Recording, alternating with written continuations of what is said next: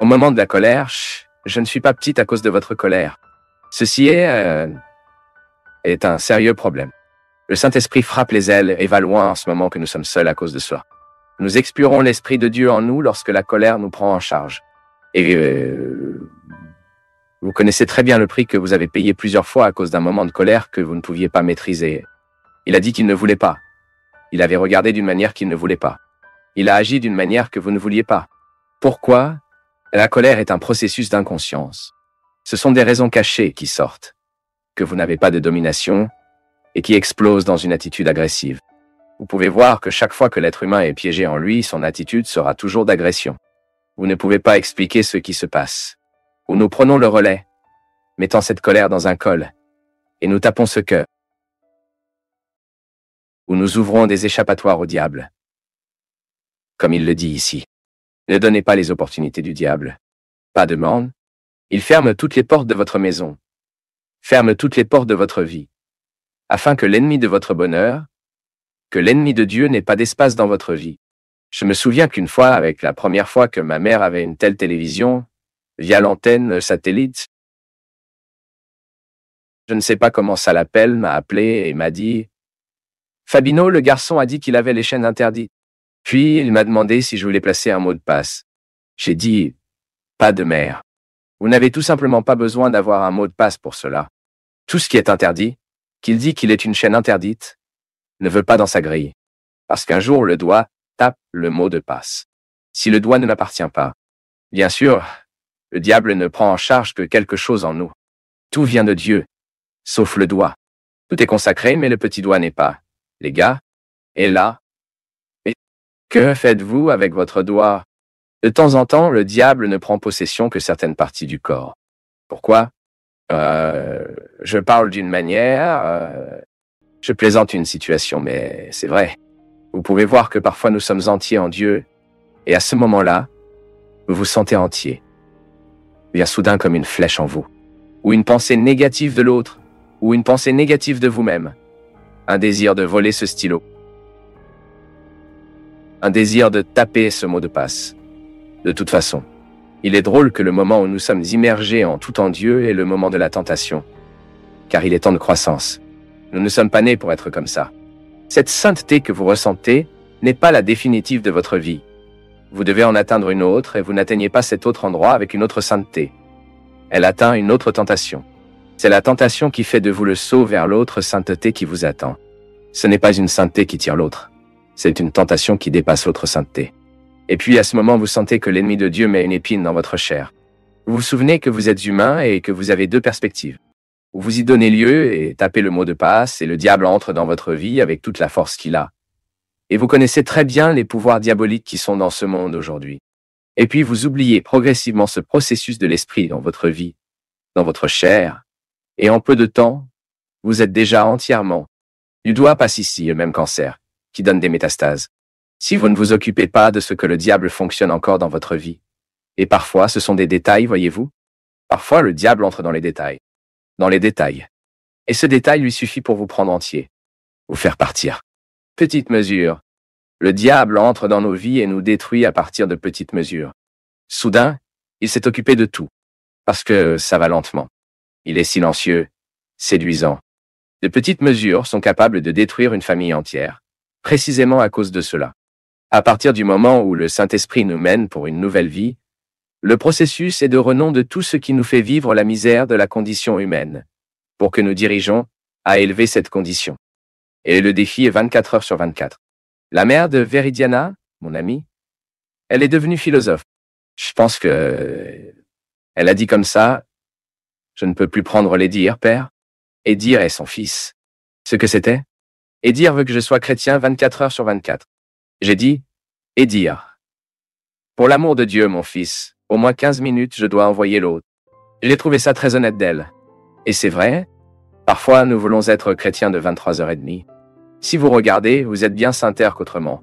Parfois nous avons une vision très pessimiste de nous-mêmes. Mais le gros problème est le moment où nous avons ouvert la brèche. Parce que là, dans cette petite mesure que vous ouvrez, il est possible pour vous de retourner l'expérience du vieil homme et de la femme. Ensuite, vous savourerez ces aliments gâtés, tout comme le fils prodigue a dû un jour pour essayer de le savoir. où vous fermez définitivement la porte et dites « À partir d'aujourd'hui, mon engagement est à ma croissance. Et je ne permettrai absolument rien qui ne peut être contraire à mon bonheur, à ma réalisation qui fera partie de moi. » Les gars, la valeur des petites mesures n'est pas une formule magique. Mais vous pouvez être sûr que c'est la formule qui fonctionne dans nos vies au moment où nous découvrions. Tout comme le sel de chaque jour donne de la saveur à toute la nourriture, notre expérience quotidienne avec Dieu, quelle que soit la façon dont vous pouvez vivre, il n'y a pas de formule pour tous. Chacun de nous a un moyen d'avoir ce contact personnel avec le Seigneur. Et ce contact personnel avec vous est à quoi vous ressemblez dans le miroir. Et vous regardez. Et vous réalisez ce qui doit être mieux. Ne ressentez-vous pas le miroir tous les jours pour quitter la maison? Vous devriez le faire, mais vous ne le faites pas. Regarder dans le miroir est la façon intéressante dont nous devons réaliser ce que nous présenterons au monde ce jour-là. Regardez tous les matins et vous savez très bien quand vous n'êtes pas bien parce que vous regardez dans le miroir. Tu réalises. Et si vous êtes honnête avec vous-même, vous faites un effort pour le modifier. Vous faites nos efforts quotidiens, vous maquillez. N'est-ce pas ainsi que vous faites? Être plus beau, c'est l'auto-amour. Le propre amour dans la bonne dose n'est bon que pour ceux qui vivent. Et puis vous, dans cette expérience de regarder dans le miroir, c'est la même chose devant le Seigneur. Vous regardez, vous êtes devant le Seigneur qui vous montre. Mais là, c'est bien plus que l'esthétique. Ce qu'il pointe, c'est l'architecture de son âme. Qu'est-ce qui peut être mieux en vous? Qu'est-ce qui peut être plus amélioré en moi? Plus de coins tordus dans notre vie. Plus de coins sombres dans nos vies. Nous allons allumer les lumières. Ne faites pas de place au diable pour entrer dans votre vie. Ce petit espace que vous ouvrez, cela peut vous coûter cher après. Cela peut coûter celui sur le côté. Personnellement, j'ai vécu de nombreux moments où je pensais que je ne pouvais pas le supporter. Tout d'abord parce que je suis dramatique. Je suis naturellement dramatique. C'est une de mes caractéristiques que j'apprends à faire face à la vie quotidienne. J'ai cette tendance à penser qu'il n'y a pas de solution, mais non. Donc apprivoiser cette façon d'être. J'ai appris que je dois accueillir ce que la vie m'offre. Et j'ai été très surpris dans des situations que je pensais qu'il travaillait contre moi. Et soudain, j'ai découvert que j'aurais l'occasion d'avoir accès à mon cœur d'une manière très nouvelle. Je pense, lorsque nous sommes très dépendants de la façon dont les autres nous voient, nous risquons de voir une manière dépendante. Parce que l'autre nous voit toujours de la même manière, et cela paralyse parfois notre capacité à nous voir différemment. Vous pouvez être accro à la façon dont vous vous voyez, car les autres autour de vous viennent toujours à vous de la même manière. Et, parfois, un changement, soudain, vous découvrez une nouvelle personne qui a jeté un nouveau regard sur vous, qui vous a fait une question clé, qui vous a fait réfléchir à ce que vous avant je n'avais pas pensé à toi. C'est tellement intéressant quand nous avons creusé dans le pays du cœur et constaté qu'il y avait des nouvelles là-bas, qui ont été vues par quelqu'un d'autre à l'extérieur. Comme ces gens sont précieux dans nos vies, car ils voient ce que nous n'avions pas encore vu.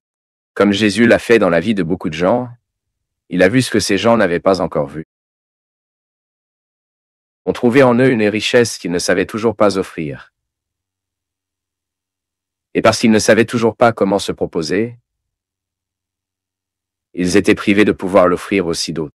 Alors n'ayez pas peur de vos difficultés, n'ayez pas peur de vos pertes, n'ayez pas peur de vos conflits. Tout ce qui peut vous sembler contraire au début, cela peut être une opportunité heureuse, un bon accès à ce que vous ne savez toujours pas sur vous, une force qui est toujours cachée et qui fera surface, lorsque vous permettra de permettre une réalité conflictuelle aide, vous motivez à chercher ce que vous ne saviez pas à posséder. Mais parfois nous constatons que nous avons avec le mouvement même de la vie, je le répète, à travers une perte, un changement qui semble d'abord nous effrayer, mais alors c'est absolument fructueux car il a ouvert notre esprit, notre cœur, notre façon de ressentir et de penser, l'être que nous sommes et l'être que nous pouvons encore être, Permettez la difficulté d'aujourd'hui, la souffrance de maintenant, la larme de ce moment, vous conduit à votre plus profonde vérité, où vos valeurs, où sont vos qualités, et peut-être que vous les êtes oubliées, où sont les qualités qui soudain, pour votre mode de vie, pour votre façon de construire votre vie, votre routine, vous avez fini par oublier qu'il avait fait. Rien ne peut nous appauvrir plus que nous n'avons des richesses, et ne pas avoir ces richesses disponibles. Rien ne peut nous appauvrir davantage que les propriétaires de grandes richesses que nous ignorons. À l'intérieur du cœur, il y a tellement de richesses, il y a tellement de pierres précieuses. Mais vous devez les chercher. Il ne suffit pas de les avoir, vous devez les utiliser. Ne suffit-il pas d'avoir des richesses? Vous devez savoir comment instrumentaliser tout cela. Parfois, mon peuple, nous avons juste besoin de nous réveiller. Et parfois, ce réveil est étroitement lié à un changement à un inconfort que nous devons affronter. J'aime dire que la naissance ne se produit pas une seule fois dans la vie. Je suis venu au monde parce que j'ai été jeté hors du ventre de ma mère, qui a ému par une sagesse biologique, qui m'a mis à l'extérieur. Il arrive! Il a été le temps d'être ici. Et je suis content d'avoir été expulsé. Et puis, j'ai dû faire face à de nombreuses autres expulsions de l'utérus d'Ali. Quand j'ai pensé que j'avais déjà trouvé ma place, les contractions sont arrivées. Les événements m'ont expulsé. Et j'ai dû chercher une nouvelle façon d'être le fait. Et comment cela nous enrichit-il? Lorsque vous réalisez que la vie vous tire de cette réalité, cette situation, avant de regretter, réfléchissez à la possibilité que ces contractions, cette expulsion, vous donnera une nouvelle façon d'être vous. Et c'est absolument merveilleux. Ayez l'occasion d'être vous d'une nouvelle manière. C'est comme être né. Et c'est comme reborn.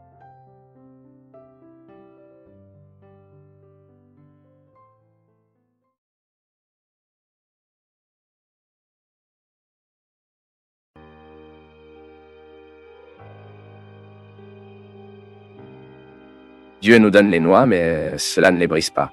Regardez à quel point cela est intéressant. Dieu nous donne les noix, mais cela ne les brise pas. Et puis, à partir de cela, un auteur, Paulo Roberto Gaifke, a écrit le texte suivant. Il y a beaucoup de gens qui attendent le gâteau prêt. Les gens qui attendent plus qu'un miracle veulent que les anges deviennent des comptables et résolvent leur comptabilité personnelle qui ne se ferme jamais. Ils dépensent plus qu'ils ne gagnent et vivent endettés. Ils veulent que les anges viennent chez les médecins et entravent cette cirrhose d'années de beaucoup d'alcool, l'emphysème pulmonaire de nombreuses années de tabac, les maladies chroniques d'années de mauvaise alimentation, les maladies nerveuses de manque d'auto-amour. Le miracle est là tous les jours, accessible à ceux qui veulent changer. Il y a une volonté de changer.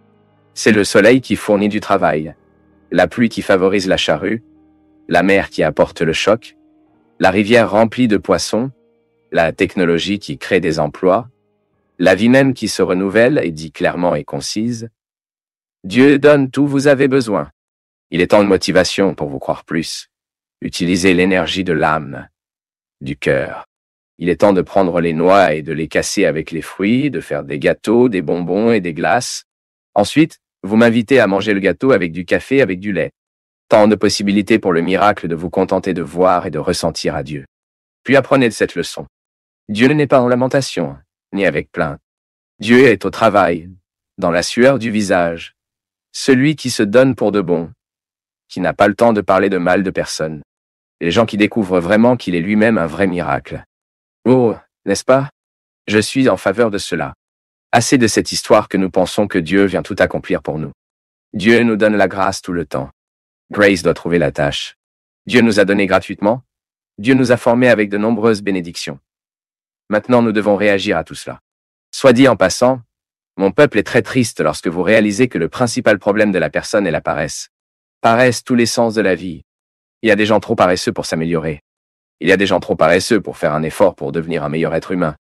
Il y a des gens qui ont la paresse pratique de nettoyer une poussière, sont trop paresseux pour travailler, se découragent déjà, ne veulent plus d'efforts, veulent tout ce qui tombe du ciel. Le monde ne peut être transformé que par des gens courageux, par des gens qui se font face tous les jours. Le plus grand défi que vous ayez dans la vie est de vous apprivoiser. Plusieurs fois, vous perdez beaucoup de temps à vouloir sa apparence, en voulant prendre soin de la vie de l'autre. Mais le principal objectif que vous avez avec la vie est vous. L'endroit principal pour être apprivoisé est vous. L'endroit principal à transformer est vous. Et où je te parle, sans l'écouter, non? J'ai donc aussi immédiatement entendu dire que le lieu principal à transformer est moi, que le premier à faire le pas dans le changement est moi, que la paresse ne mène à rien. Roulez les manches, allez étudier, allez travailler, vivre avec dignité. J'ai très peur quand les gens s'installent dans la carité. J'ai très peur lorsque les gens s'installent dans l'organisme de bienfaisance qu'ils reçoivent et ne font pas l'effort de pouvoir surmonter ce moment, afin de ne pas avoir besoin de cet organisme de bienfaisance, afin que cet organisme de bienfaisance soit rejeté à quelqu'un d'autre qui est plus nécessiteux. L'organisme de bienfaisance que nous obtenons moi aussi, combien de fois ai-je été aidé dans de nombreux instants de notre vie? Nous avons besoin d'aide à tous égards. Mais ce moment d'être aidé est d'être transitoire. Nous n'avons pas besoin d'être une vie plus tard, selon. C'est pourquoi nous ne pouvons pas nous supporter collants. Affectueusement dans le besoin, non? Qu'est-ce que l'affection? Le manque affectif, c'est cette personne qui veut tout le temps des autres, du point de vue affectif. Vous voyez, l'amour de l'autre est important dans nos vies. Mais c'est vous qui devez porter vos charges tout le temps. Un ou un autre ami pour nous aider à mener la vie, prenez l'existence, mais vous devez gérer vos problèmes, vos difficultés. Ensuite, de temps en temps, vous divisez quand il est trop lourd. Mais vous n'avez pas le droit de vous installer dans la paresse, l'hébergement, et vous attendez à ce que l'autre fasse pour vous. Et la religion qui enseigne que Dieu fait, tout est mal. La religion honnête est celle qui nous enseigne que la grâce de Dieu doit également trouver la sueur de notre visage. Une fois que quelqu'un a demandé à Rui Barbosa, le grand écrivain, le grand penseur, quel est le secret de son génie, oui. D'accord, j'attendais, pensant, oh, j'ai eu une bonne génétique. Mon père était très intelligent, je suis très formé, pourquoi pas. Il a dit comme ça, le secret de mes capacités est que le soleil ne me surprend jamais au lit. Cela signifie que vous vous êtes levé tôt pour gérer la vie. Bien sûr, la vie a changé. Rising tôt ne signifie pas beaucoup plus. Il y a des gens qui travaillent jusqu'à 3 heures du matin et puis il n'y a aucun moyen de se lever tôt à droite, Mauricio. Est-ce votre cas? Je travaille ce soir presque tous. Mais se lever tôt est une métaphore. Autrement dit, ne perdez pas de temps. Je cours après tout ce que je peux. Plus tard cette semaine, Léo m'a présenté toutes nos activités natales. Léo m'a présenté une personne et j'ai été très ému par l'histoire que j'ai entendue de cette personne. Et puis, l'un des nombreux détails de la riche histoire de cette personne est que la grande difficulté financière qu'elle passe n'empêche pas cette famille de rêver. Une femme qui a rattrapé le lycée avec beaucoup d'efforts, avec beaucoup de lutte, un amoureux de la lecture. Et je l'ai trouvé intéressant, beau, que cette personne, elle n'a pas d'argent pour acheter les livres. Savez-vous ce qu'elle fait? Elle va à la librairie, fait semblant de voir les livres, d'y prendre le livre, de lire environ 5, 6 pages, 10, y tomber. Puis, elle revient, prend le même livre, lit 5, 10 de plus. Car elle n'a pas l'argent pour acheter le livre. Et ça m'a tellement ému que je vais lui envoyer une boîte de livres. Cela m'a tellement ému, car parfois la personne a le livre à l'intérieur, a l'argent, peut acheter, et n'a pas l'habitude de lire. Cette créature privée de tant de choses, matériellement parlant, mais elle n'est pas privée de l'essentiel, qui est la volonté. La volonté est la plus grande richesse qu'une personne puisse avoir. Parce que vous ne pouvez pas donner à la personne collège, vous pouvez lui donner une maison, elle peut donner un emploi, mais si elle n'a aucune envie de tout vivre, cela ne vaudra rien. Cela ne sera pas utile d'avoir tout cela. Ce ne sera pas une utilité. Maintenant, la personne a la restriction. Mais dans son cœur, elle a ce pacte avec la vie. Elle n'est pas découragée. Elle fait ses efforts quotidiens. C'est pourquoi je n'ai aucune pitié pour ceux qui s'efforcent. Je suis désolé pour la paresse. Avec celui qui s'efforce, je soutiens. Avec paresseux, non, aide, mais l'autre doit également s'aider eux-mêmes. Il est la première partie à donner droite. Nous ne pouvons pas faire ça. Nous ne pouvons pas empêcher les gens de vivre cet effort. Parce que parfois nous voulons aider, vouloir aider, mais nous prenons l'autre sur nos genoux, en assumant ses responsabilités. Ça ne peut pas. Et cela se produit dans toutes les dimensions de la vie, voyez-vous, y compris la dimension affective spirituelle. Soyez très prudents, car parfois nous créons un état de paresse spirituelle dans l'autre, et ne passe qu'au milieu de la pièce. Oh, je prie pour que j'ai besoin. Il n'y a pas de petite fille comme ça. Elle aime que nous mettons sa main sur sa tête, il prie pour lui, mais lui-même ne fait aucun effort pour s'améliorer. Tu dois me prier, les gars. Dans ces groupes de prière, il y a beaucoup de gens comme ça, qui y vont tous les jours et s'évanouissent. Et tombent malades, pourquoi? Elle veut l'attention. Ou ce vampire affectif qui a toujours ce visage comme ça. Le vampire affectif est triste, il suce l'ensemble, il s'affronte dans notre jugulaire, et parfois, vous, il faut du temps pour savoir qu'il était un vampire spirituel affectif. C'est tout le temps à demander votre affection, à vouloir votre affection, à vouloir votre attention. Il s'agit d'une gamme de possibilités pour se faire. Prudent! Et parfois, nous nourrissons ces gens, nous les empêchons de grandir. C'est pourquoi vous aimez être dur avec cette personne au bon moment. Je ne l'ai pas, je n'hésite pas quand j'ai besoin de faire ça. Qu'est-ce que les gens qui veulent m'en tenir et veulent être collants avec moi, pourquoi? Parce que vous pensez que j'ai la solution à leurs problèmes? C'est pourquoi vous devriez trop courir avec ceux qui pensent que vous êtes très nécessaire. Prudent. Si la personne pense que vous êtes trop nécessaire pour eux, soyez prudent, vous devez avoir un équilibre. Même dans l'amitié, n'est-ce pas? Même dans le mariage. D'accord? Tu vas bien. Oh, je ne suis pas sûr. Tu veux bien aller? Il y a cette chose, il semble que vous devez continuer à avoir votre propre désir, Vous devez continuer à vous appartenir à vous, afin que vous puissiez vous donner plus de qualité à l'autre. L'amour n'est pas cette chose collante, qui s'étouffe souvent, ne peut pas. C'est pourquoi parfois un mot dur est la meilleure expression d'amour pour cette personne. Grandir. Arrêtez d'être un vampire. Allez vivre votre vie. Non, je n'ai aucune solution à vos problèmes. Maintenant, quand l'autre ne veut pas grandir, il fera de ce petit jeu une vie. Il cesse de faire avec vous, commence à faire avec l'autre, et il colle, est le même que le lézard coincé là où il le peut. Ça ne tombe pas. Ça ne peut pas être comme ça.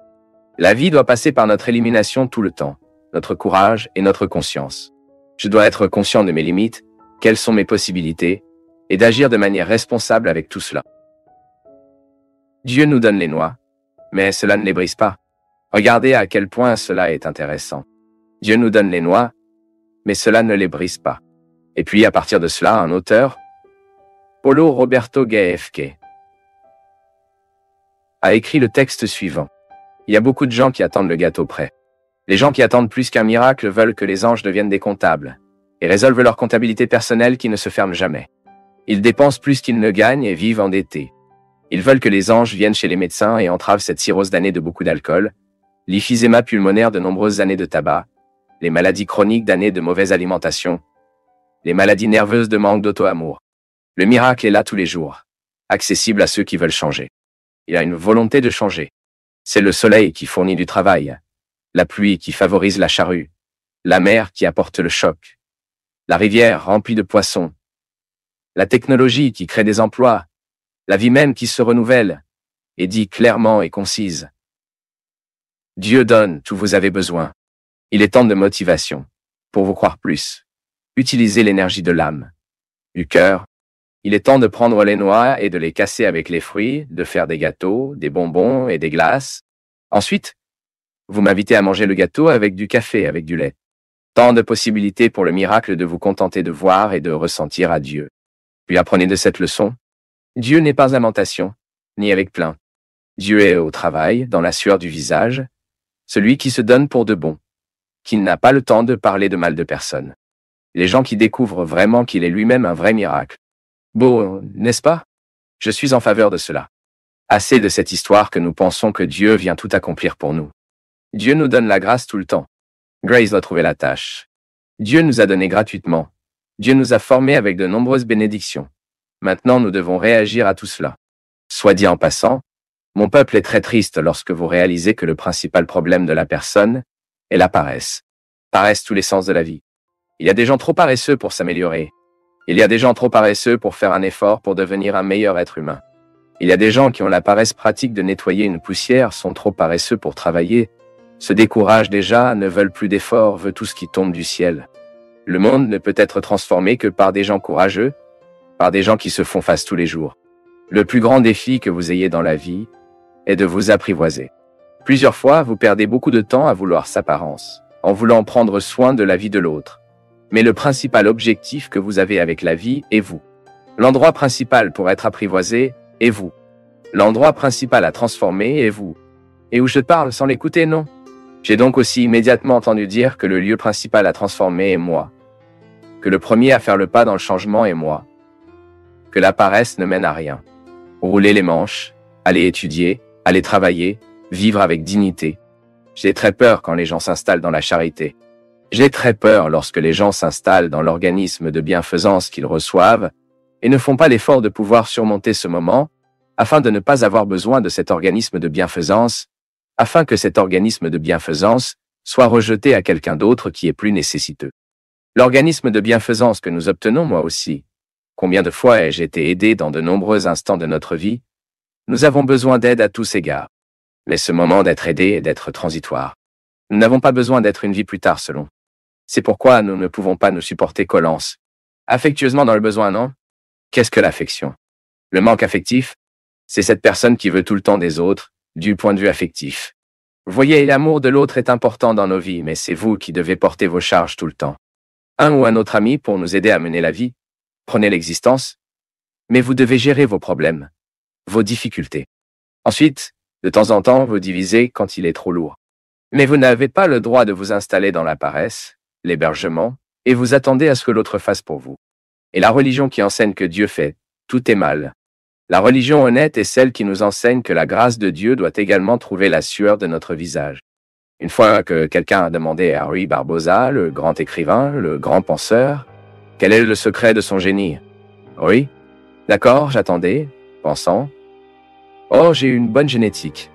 Mon père était très intelligent. Je suis très formé. Pourquoi pas? Il a dit comme ça. Le secret de mes capacités est que le soleil ne me surprend jamais au lit. Cela signifie que vous vous êtes levé tôt pour gérer la vie. Bien sûr, la vie a changé. Rising tôt ne signifie pas beaucoup plus. Il y a des gens qui travaillent jusqu'à 3 heures du matin et puis il n'y a aucun moyen de se lever tôt à droite Mauricio. Est-ce votre cas? Je travaille ce soir presque tous. Mais se lever tôt est une métaphore. Autrement dit, ne perdez pas de temps. Je cours après tout ce que je peux. Plus tard cette semaine, Léo m'a présenté. Léo est une personne responsable de ma vie, non? Toutes nos activités natales. Léo m'a présenté une personne et j'ai été très ému. Très ému par l'histoire que j'ai entendue de cette personne. Et puis, l'un des détails, des nombreux détails de la riche histoire de cette personne, est que la grande difficulté financière qu'elle passe n'empêche pas cette famille de rêver. Une femme qui a rattrapé le lycée avec beaucoup d'efforts, avec beaucoup de lutte, un amoureux de la lecture. Et je l'ai trouvé intéressant, beau, que cette personne, elle n'a pas d'argent pour acheter les livres. Savez-vous ce qu'elle fait? Elle va à la librairie, fait semblant de voir les livres, d'y prendre le livre, de lire environ 5, 6 pages, 10, y tomber. Puis elle revient, prend le même livre, lit 5, 10 de plus, car elle n'a pas l'argent pour acheter le livre.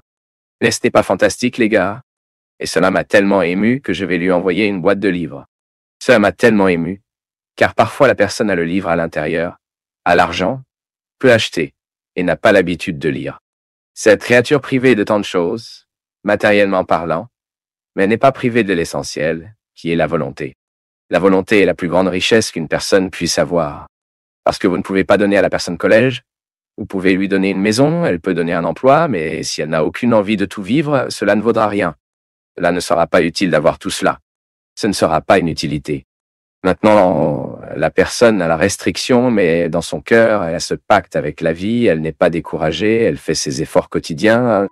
C'est pourquoi je n'ai aucune pitié pour ceux qui s'efforcent. Je suis désolé pour la paresse.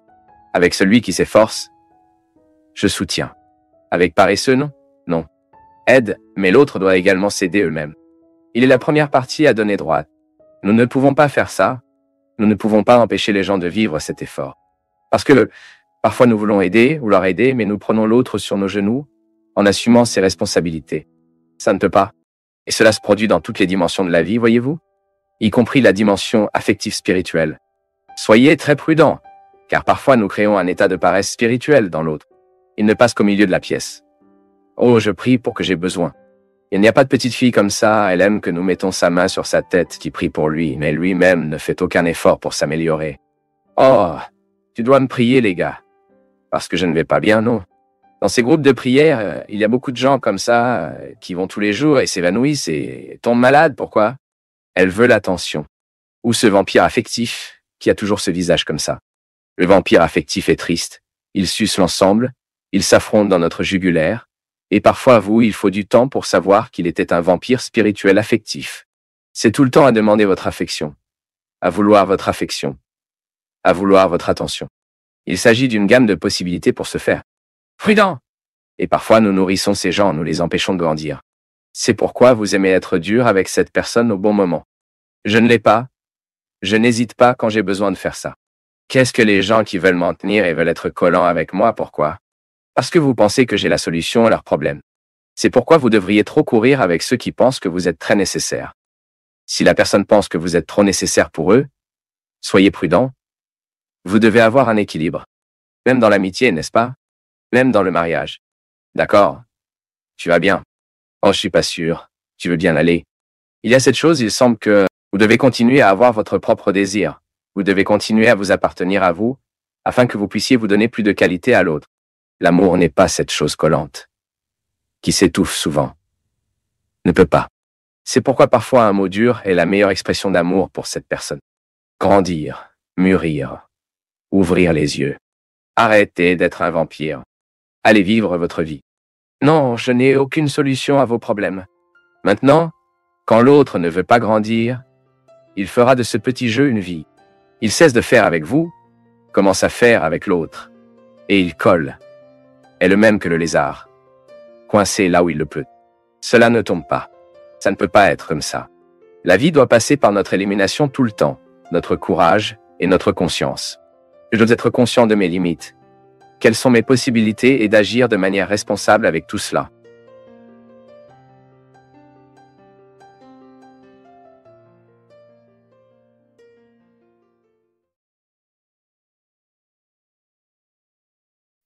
Je tiens à te féliciter. Tu es allé jusqu'au bout d'une vidéo dense et sans raccourci. Cela demande de l'attention, de l'ouverture et du courage. Laisse en commentaire ta ville ou une phrase qui t'a touché. Et si tu penses que ce contenu peut aider quelqu'un, partage-le avec cette personne. Merci, une grande accolade et à bientôt.